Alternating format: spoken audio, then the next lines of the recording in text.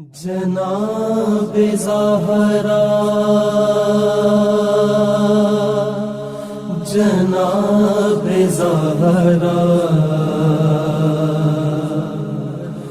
جناب زہرا بسم اللہ الرحمن الرحیم اللہم صلی علی محمد وآل محمد وعجل فرجہ۔ السلام علیکم ناظرین، آپ کا ہوسٹ عباس نقوی قائم ٹی وی ٹورنٹو کی جانب سے آپ کے لیے آپ کا پسندیدہ پروگرام انتخاب زہرا سلام اللہ علیہا کے ساتھ حاضر خدمت ہے۔ گزشتہ قسط میں ہم گفتگو کر رہے تھے حضرت مختار ثقفی رحمۃ اللہ علیہ کے حوالے سے، اور ہمارے ساتھ مہمان تشریف رکھتے ہیں قبلہ خورشید عابد نقوی نجفی صاحب، جو گزشتہ قسط میں ہم سے جو گفتگو ہوئی اس میں علامہ صاحب نے کربلا سے واپسی پر اہل حرم کو درپیش مشکل حالات، امام زین العابدین علیہ السلام کی اس وقت کی جو انداز تھا، جس انداز میں انہوں نے زندگی گزار رہے تھے، لوگوں کے ساتھ ان کا جو رویہ تھا، اس پر گفتگو کی، اور ساتھ ہی اب ہم گفتگو شروع کریں گے انشاءاللہ حضرت مختار ثقفی پر۔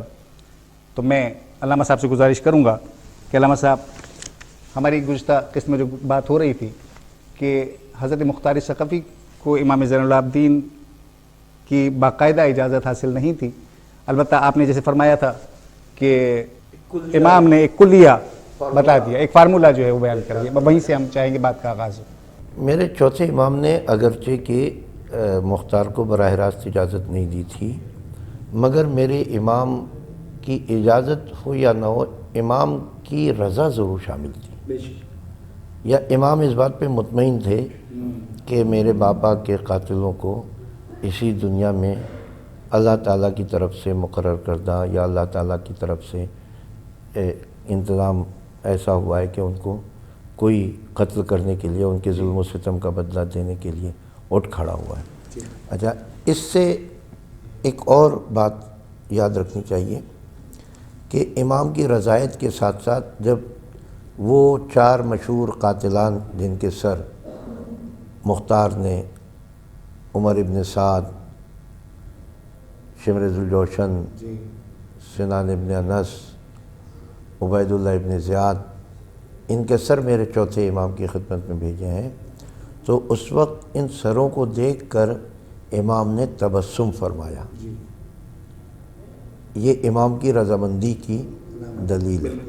اچھا، صرف تبسم نہیں فرمایا، بلکہ ان سروں کو دیکھنے کے بعد آپ نے باقاعدہ سجدہ شکر ادا کیا، اور یہ جملے ملتے ہیں، یہ الفاظ ملتے ہیں کہ یا اللہ تیرا شکر ہے کہ تو نے مجھے اس وقت تک زندہ رکھا، یا اس وقت تک اس دنیا سے نہیں اٹھایا جب تک کہ میں نے اپنے بابا کے اوپر ظلم و ستم ڈھانے والے اور اپنے بابا اور اپنے بھائی کے قاتلوں کے سر نہیں دیکھ لیے۔ یعنی اس کا مطلب یہ تھا کہ امام کے سینے میں ایک چھپی ہوئی خواہش تھی کہ میں ان ظالموں کے کٹے ہوئے سر اپنے سامنے دیکھوں، یا ان ظالموں کو اپنی نگاہوں کے سامنے میری زندگی میں یہ قتل کر دیے جائیں۔ تو یہ خواہش تو چھپی ہوئی ضرور تھی، اور اس چھپی ہوئی خواہش کو پورا کرنے والے کا نام ہے مختار ابن ابو عبیدہ ثقفی۔ اور میں اس موضوع پر، یعنی اجازت تھی یا نہیں تھی، اس موضوع پر علل اعلان پورے اعتماد کے ساتھ یہ بات کہتا ہوں کہ میرے چوتھے امام نے مختار کو، قاتلان حسین کو قتل کرنے کی اجازت نہیں دی تھی۔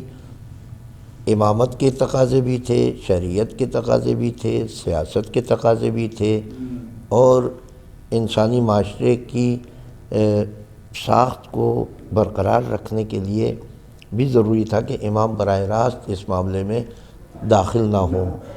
چنانچہ انہوں نے ایک مختصر سا جملہ کہہ کر، اور کبھی یعنی یہ بھی تو ہو سکتا تھا کہ ایسا تو نہیں کہ امام کو خبریں نہیں پہنچ رہی تھی کہ مختار کیا کر رہے ہیں، تو امام کہلوا بھی سکتے تھے کہ بھئی یہ مختار سے کہو کہ وہ قتل عام بند کر دے، مگر ایسا نہیں، بلکہ اس کے برعکس روایت ہے کہ جب امام سے ملاقات کے لیے پہنچے اور انہوں نے کہا کہ میرے امام نے پوچھا کہ بتاؤ ہمارا مختار کے سال میں، تو کہنے والے نے کہا کہ مولا وہ تو حکومت کر رہے ہیں اور آپ کے بابا کے قاتلوں کو قتل کر رہے ہیں۔ میدان کربلا میں جو فوج جمع ہوئی تھی اس کے سرداروں کو، اس کے شریک افراد کو قتل کریں. تو امام نے تڑپ کر بے ساختہ پوچھا کہ کیا میرے بھائی علی اصغر کا قاتل حرملہ گرفتار ہو کر آیا ہے؟ تو یہ سوال اور یہ بےتابی اور یہ سوال کی برجستگی بتا رہی ہے کہ امام ایک ایک قاتل کے قتل ہونے کی اطلاع بھی رکھتے تھے اور انتظار میں رہتے تھے کہ یہ بڑا قاتل کیوں بچ گیا، یہ بڑا قاتل کیوں بچا ہوا ہے، یہ بڑا قاتل کیوں بچا ہوا ہے. چنانچہ جب حرملہ کو مختار نے قتل کیا ہے تو اور مختار کو بتایا ہے امام کے ظاہر نے کہ مولا مختار تم نے تو میرے چوتھے امام کی دعا کو پورا کر دیا. منہال کوفی میرے چوتھے امام سے ملنے آئے تھے تو منہال کوفی سے خیریت دریافت کی. منہال کوفی نے کہا مولا مختار تو آپ کے بابا کے قاتلوں کو چن چن کر قتل کر رہا ہے. تو انہوں نے برجستہ پوچھا کیا میرے بھائی علی اصغر کا قاتل آیا؟ ملاقات کے بعد منہال کوفی کوفے واپس آ گئے، کوفے کے رہنے والے تھے. مختار سے ملاقات ہوئی، کہاں ہو، کیسے ہو؟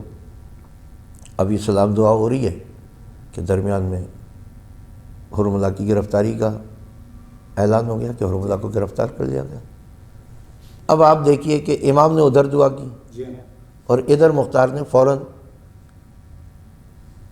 اس پر عمل کر دیا. جیسے ہی اعلان ہوا حرملہ مختار کے سامنے پیش کیا گیا. مختار نے فوراً کہا کہ اس کے اعضاء کو قطع کر کے آگ کے حوالے ڈال دو، آگ کے حوالے کر دو، آگ میں ڈال دو. اللہ اکبر.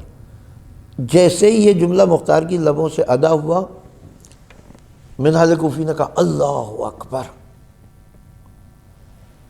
مختار نے حیرت سے دیکھا منہال کو، کہا منہال اس تکبیر نعرہ تکبیر کی کوئی خاص وجہ ہے؟ کہا بالکل وجہ ہے، اس لیے کہ میں ابھی مدینے میں علی بن الحسین علیہ السلام سے ملاقات کر رہا تھا. انہوں نے مجھ سے پوچھا کہ بتاؤ مختار کا کیا حال ہے. میں نے تمہارا انداز حکومت بیان کیا تو انہوں نے مجھ سے پوچھا کہ بتاؤ میرے بھائی علی اصغر کا قاتل گرفتار ہو کر آیا نہیں ہو کر آیا حرملہ؟ تو انہوں نے ہاتھ اٹھا کر دعا کی کہ یا اللہ میرے بھائی علی اصغر کے قاتل کو اسی دنیا میں آتش یعنی آگ، آہن یعنی لوہے، آگ اور لوہے کا عذاب اسی دنیا میں چکھا دینا. میں نے دیکھا کہ تمہارے ذریعے سے میرے چوتھے امام کی دعا پوری ہو رہی ہے. مختار یہ سن کر سجدے میں گر گئے. اب یہ تائید امامت، تائید الہی. امام کی تائید بغیر اللہ کی تائید کے نہیں ہوتی. تو امام کی ہوئی دعا اتنی جلدی مختار کے ہاتھوں پوری ہوئی اور مختار نے.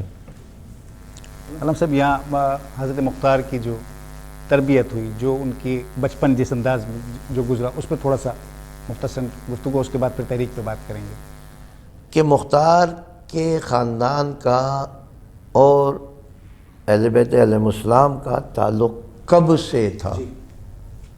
کیونکہ تاریخ میں اور کتابوں میں اس طرح سے تاثر پیش کیا جاتا ہے کہ مختار نے واقع کربلا کا سہارا لے کر حکومت بنانا چاہی اور وہ اس میں کامیاب بھی ہوئے.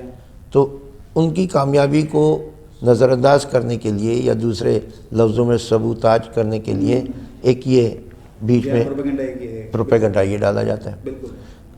آپ دیکھیے میں آپ کو ایک بہت اہم واقعہ آپ کی خدمت پیش کر رہا ہوں اور آپ کے چینل کے ذریعے سے، قائم ٹی وی کے ذریعے سے یہ سننے والے، کیونکہ پوری دنیا میں دیکھا جاتا ہے جہاں جہاں اہل بیت کے چاہنے والے ہیں اور جہاں جہاں مسلمان ہیں تو وہ اس کو دیکھ رہے ہوں گے. ایک ایسا واقعہ پیش کر رہا ہوں کہ جس سے یہ پتہ چلے گا کہ مختار کے اور رسول کے صلی اللہ علیہ وسلم کے خاندان کے تعلقات کیا تھے. جب ابرہہ کعبے کو ڈھانے کے لیے آیا، پورا واقعہ میں نہیں پیش کروں گا، آپ کی بھی لیمیٹیشنز ہیں اور میرے پاس بھی وقت کم ہے. تو ابرہہ کا مقابلہ کرنے کی اہل مکہ میں صلاحیت نہیں تھی. ایک تو یہ کہ ہاتھیوں کی فوج 200 ہاتھی وہ لے کر آ گیا. 200 ہاتھی جب کھڑے ہوتے ہیں تو کالے بادل بھی ان کے سامنے شرما جاتے ہیں اور ان کا چیخنا چگھاڑنا اور تو اہل مکہ کا تو دمخم وہیں نکل گیا تھا. اور اس نے لوٹ مار شروع کر دی تھی اور عنقریب وہ کعبے کو ڈھانے والا تھا۔ ایسے میں حضرت عبد المطلب جن کے اونٹ ابرہہ نے اچک لیے تھے، قبضے میں لے لیے تھے، اور بھی مکے والوں کی جائیدادیں قبضہ کر لی تھیں، تو حضرت عبد المطلب کیونکہ رئیس بطحہ تھے، سردار مکہ تھے، محافظ کعبہ تھے، تو اور خدا نے اس خاندان کو شجاعت اور ہمت دی تھی، چنانچہ وہ ابرہہ کے پاس گئے اور ابرہہ سے جا کر کہا کہ تم میرے اونٹ واپس کر دو۔ ابرہہ نے بڑی حیرت سے دیکھا، اچھا خاندانی جاؤ اشم، خدا داد عطیہ، بزرگی اور شرافت کا جناب عبد المطلب کو، کہا مجھے بڑی حیرت ہوئی، میں تو تمہیں بہت بڑا آدمی سمجھتا تھا، تم اپنے چند اونٹ مانگنے کے لیے مجھ سے آ گئے۔ تو جناب عبد المطلب کا جواب بڑا معنی خیز ہے اور بڑا اثر انگیز ہے، اور انہوں نے کہا کہ جس طرح سے مجھے اپنی ملک کی فکر ہے، کیونکہ اونٹ میری ملکیت میں، تو اسی طرح سے یہ گھر، یہ خانہ کعبہ جیسے تو ڈھانے کے لیے آیا ہے، یہ بھی کسی کی ملک ہے۔ جب میں اپنے مال کی فکر کرتا ہوں تو جس کی یہ ملکیت ہے، کیا وہ مالک اپنے گھر کی فکر نہیں کرے گا؟ میں تجھے اس کے حوالے کرتا ہوں۔ علامہ صاحب اسی کے ساتھ تھوڑی سی اجازت دیجیے، ہم ایک چھوٹے سے بریک پہ جائیں گے اور اس کے بعد پھر یہیں سے گفتگو کا آغاز کریں گے۔ ناظرین ہمارے ساتھ رہیے گا، کہیں نہ جائیے گا، بہت جلد ہم اپنے بریک سے واپس آتے ہیں اور یہیں سے بات کا آغاز کریں گے۔ جناب زہرا، جناب زہرا، جناب زہرا، جناب زہرا، جناب زہرا، خوش آمدید ناظرین، ہم اپنے بریک سے واپس آ گئے اور ہماری گفتگو ہو رہی ہے حضرت مختار ثقفی رحمۃ اللہ علیہ پر۔ ہمارے ساتھ مہمان موجود ہیں قبلہ مولانا خورشید عابد نقوی نجفی صاحب۔ قبلہ آپ بیان کر رہے تھے حضرت مختار ثقفی کے حوالے سے۔ تو جناب عبد المطلب ابرہہ کے پاس گئے، اپنے اونٹ لے لیے۔ اب اہل مکہ تو اس پوزیشن میں نہیں تھے کہ وہ ابرہہ کی ہاتھیوں کی فوج کا مقابلہ کر سکیں، تو جناب عبد المطلب نے اہل مکہ سے کہا کہ آؤ ہم ہیرا کے پہاڑ پر چڑھ کر، ہیرا کی چوٹی پہ چڑھ کر اللہ تعالیٰ کی بارگاہ میں استغاثہ کرتے ہیں، فریاد کرتے ہیں، اس سے مدد و نصرت طلب کرتے ہیں۔ یہاں یہ بات بھی سمجھ میں آتی ہے کہ یعنی مکے میں کچھ افراد اس زمانے میں بھی، کہ جو زمانہ جاہلیت کہلا رہا ہے، اس زمانے میں بھی موحد تھے، توحید پرست تھے، بالخصوص خاندان اہل بیت تو ہمیشہ سے توحید پرست رہا ہے۔ تو 3 افراد جناب عبد المطلب کے ساتھ اس دعا کے لیے ہیرا کی پہاڑ کی چوٹی پر گئے۔ وہ 3 افراد کون تھے؟ ایک جبیر ابن مطعم، ایک مطعم ابن عدی، اور ایک ابو مسعود ثقفی۔ ابو مسعود ثقفی ان کی کنیت ہے اور ان کا اصل نام ہے عمر بن عوف۔ عمر بن عوف کے بیٹے ہیں مسعود ثقفی۔ مسعود ثقفی کے ہیں 4 بیٹے، عروہ ابن مسعود ثقفی، سعد ابن مسعود ثقفی، ابو عبیدہ ابن مسعود ثقفی اور غنزہ ابن مسعود ثقفی۔ ابو عبیدہ کے بیٹے ہیں مختار ابن ابو عبیدہ۔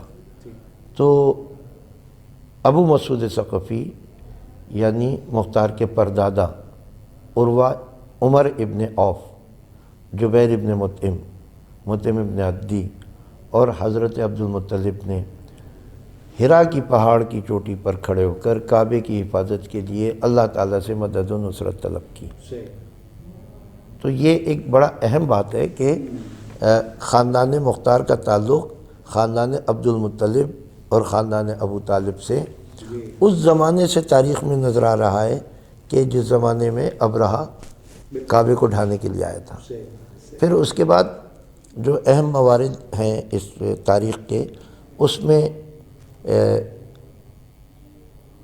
یہ بات بھی شامل ہے کہ فتح مکہ کے موقع پر مسلمانوں کی طرف سے صلح حدیبیہ کا صلح نامہ لکھنے کے لیے مسلمانوں کی طرف سے مولا علی علیہ السلام اور کفاران قریش یعنی اہل مکہ کی طرف سے عروہ ابن مسعود ثقفی اس صلح نامے کو لکھ رہے ہیں۔ تو ظاہر ہے کہ اگر صلح نامہ لکھنے کے لیے کوئی مائل ہوا ہے تو اس کے دل میں کچھ نہ کچھ تو اس پورے معاہدے کی عزت و تکریم ہوگی، اور انہوں نے مسلمانوں کی طرف سے مولا علی نے لکھا اور کفاران قریش کی طرف سے عروہ ابن مسعود نے لکھا۔ عروہ ابن مسعود ثقفی کو ایک خصوصی امتیاز حاصل تھا اپنے شکل و شمائل کی وجہ سے اور اپنی لیاقت اور صلاحیت اور اس زمانے کی جو علمیت تھی شعر گوئی اور خطابت اس کے اعتبار سے۔ اور سعد ابن مسعود ثقفی کو مولا کائنات امیر المومنین علی بن ابی طالب علیہ السلام کے مشورے سے خلافت دوم میں یعنی حضرت عمر ابن خطاب رضی اللہ کے زمانے میں مدائن کا گورنر بنایا گیا، کیونکہ مختار کے والد ابو عبیدہ واقعہ جسر الناطف میں جو ایرانیوں کی اور عرب کی لڑائی ہوئی تھی اس میں ہاتھیوں سے کچل کر شہید ہو گئے تھے، اور انہوں نے بڑی بہادری دکھائی تھی کہ جب ہاتھی کے سامنے گھوڑا نہیں جاتا ہے تو گھوڑا الف ہو گیا، ادھر گھوڑا الف ہوا۔ انہوں نے کہا کہ یہ تو پھر کیسے ہم لڑیں گے؟ انہوں نے کہا بھی اپنی فوج کو حکم دیا کہ اپنے گھوڑوں کو پے کر دو، یعنی ان کے پاؤں کاٹ دو اور پیدل چل پڑو، اور یہ کہہ کہ خود گھوڑے سے اترے اور اتر کر اپنے گھوڑے کو پے کیا، شمشیر برہنہ لے کر ہاتھیوں کے جھنڈ میں داخل ہو گئے، کسی کی سونڈ کاٹی، کسی کا کان کاٹا، کسی کے پاؤں کاٹے۔ اب وہ جو ہاتھی جب زخمی ہو جاتا ہے وہ اور مصیبت بن جاتا ہے۔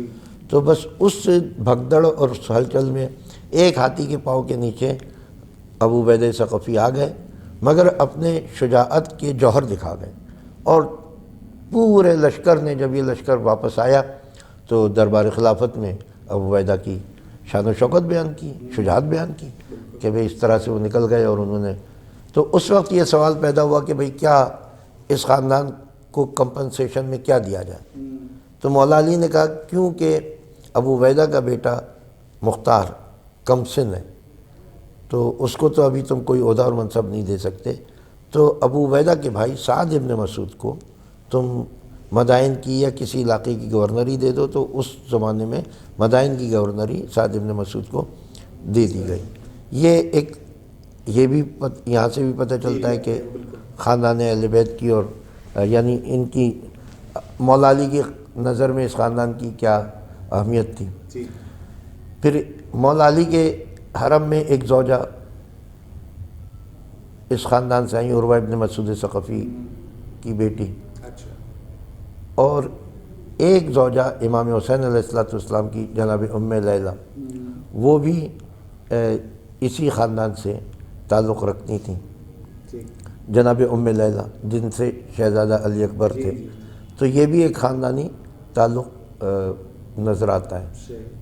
اس طرح سے اور بہت سارے واقعات ہیں، یعنی جو اہم ترین بچپنے اور تربیت کے حوالے سے یکم سن ہجری میں مختار پیدا ہوئے۔ یکم سن ہجری میں دو بہت اہم سیاسی شخصیات پیدا ہوئی ہیں، ایک عبداللہ ابن زبیر اور ایک مختار ابن ابو عبیدہ ثقفی، دونوں کا سن ولادت ایک ہی ہے۔ مختار اپنے لڑکپن کے دور میں تھے، جب لڑکے کھیلنے کودنے کے قابل ہو جاتے ہیں، تو بچپنے میں بھی ان کا ڈیل ڈول جو تھا وہ مجاہدوں اور سپاہیوں جیسا تھا۔ اچھا، اس زمانے میں تو زلفیں رکھنے کا رواج ہی تھا۔ تو ایک دن مولا علی اپنے ساتھیوں کے ساتھ نکلے، جس میں ان مختار کے چچا سعد ابن مسعود اور عروہ ابن مسعود بھی ان ساتھیوں میں موجود تھے۔ مولا نے دیکھا کہ کھیل کے میدان میں کچھ لڑکے کھیل رہے ہیں، مگر وہی بات کہ پوت کے پاؤں پالنے میں نظر آ جاتے ہیں، تو ان کی چھل بل سجدج کچھ اور تھی۔ مولا نے غور سے دیکھا اور کہا کہ یہ گھنگریالے بالوں والا، چوڑے شانوں والا، یہ لڑکا کون ہے؟ تو کسی نے کہا مولا یہ ابو عبیدہ کا بیٹا ہے، یا سعد ابن مسعود کا بھتیجا، یا عروہ ابن مسعود کا بھتیجا۔ کہا اچھا، اس کو بلاؤ۔ بلایا گیا مختار کو، مختار آئے، میرے مولا زمین پر بیٹھے، اپنے زانوں پر مختار کو بٹھایا، اور اپنے زانوں پر مختار کو بٹھانے کے بعد اپنی خیبر شکن انگلیوں سے مختار کی زلفوں میں کنگھا کرنا شروع کیا، ان زلفوں کو سلجھانا شروع کیا، اور کہتے جاتے ہیں یا کیس یا کیس یا کیس، یا کیس بر وزن قیس، اس کے معنی ہے زیرک و دانا، عقل مند، دانش مند۔ اب جسے مولا کائنات جس کی نہیں فرمایا، باب العلم جو ہے وہ زیرک و دانا، دانش مند اور عاقل کہہ دے تو اس کی زیرکی و دانائی کہاں کس مقام پر ہوگی؟ بے شک، یہی خیبر شکن کا زانو، خیبر شکن کی انگلیاں، خیبر شکن کی زبان، کیا کہنے۔ تو تمام فضائل مختار کی ذات میں اترتے چلے جا رہے ہیں۔ جتنی دفعہ علی نے ہاتھ پھیرا ایک نیا جہان معانی مختار کے لیے حاضر تھا۔ تو مختار کو جب اپنا وقت آیا تو وہ ایسا شجاع کہ بھانپ لیتا تھا کہ اب کیا حالات پیش آنے والے، اب کیا حالات پیش آنے والے۔ اور یہ جو دوربینی کی صلاحیت تھی مختار کی، اتنی طاقتور تھی کہ اس دوربینی اور اس دوربینی کے مطابق جو آپ پیشین گوئی کر دیا کرتے تھے یا جو آپ کہتے تھے وہ ہو جاتا تھا، تو اس کی بنا پر آپ کے مخالفین نے آپ کے لیے پروپیگنڈا کیا کہ مختار تو یہ کہتا ہے کہ مجھ کو الہام ہوتا ہے اور مجھ پر فرشتے نازل ہوتے ہیں۔ استغفر اللہ، ایسی کوئی بات نہیں ہے، ایسی کوئی بات نہیں ہے۔ مختار آتا ہے یہ اعتراض کہ ان کے لیے کہتے ہیں کہ جنہیں انہوں نے نبوت کا دعویٰ کر دیا، یہ اعتراض آتا ہے۔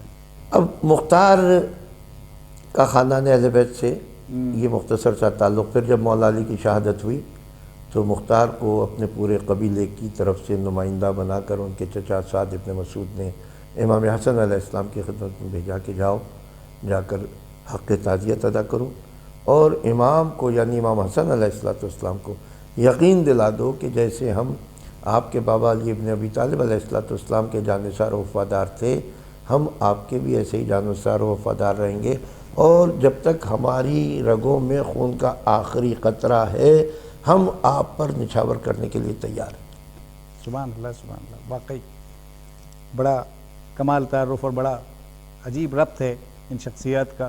حضرت مختار ثقفی اگر یہ تحریک نہ چلاتے، مطلب 17 ماہ کی حکومت اور اس سے پہلے کی ان کی ایک طویل جدوجہد ہے کہ جس میں انہوں نے قاتلان حسین سے بدلے کے لیے ان کے دل میں کھوپ تھی، وہ آپ کیا سمجھتے ہیں اس کے اگر یہ تحریک نہ چلتی تو اسلام کو بنیادی طور پہ کیا نقصان ہو رہا تھا؟ آپ کے خیال میں اس کے پیچھے کیا سیاسی یا ویسے مقاصد ہم سمجھتے ہیں؟ دیکھیں، اگر اتنی بڑی جفاکار قوم یا گروہ کو دنیاوی سزا کے بغیر چھوڑ دیا جاتا تو آپ خود سمجھ سکتے ہیں کہ پھر آنے والا زمانہ مزید خراب ہو جاتا، اور پھر وہی بات کہ جیسے یزید نے برسر دربار کہا کہ نہ کوئی فرشتہ آیا تھا نہ کوئی وحی تھی، یہ تو بنی ہاشم نے حکومت حاصل کرنے کے لیے، اقتدار حاصل کرنے کے لیے ڈھونگ رچایا تھا۔